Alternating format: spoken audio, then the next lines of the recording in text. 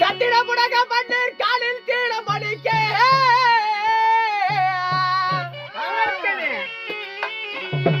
அப்படி ஊர்வசி என்னுமாது கனசபைய கிட்டனா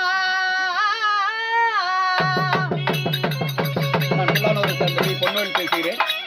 நம்மளது YouTube channel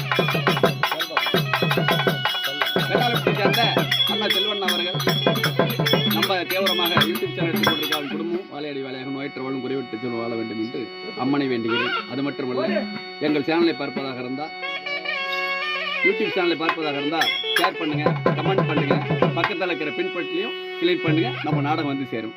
நன்றி, வணக்கம்.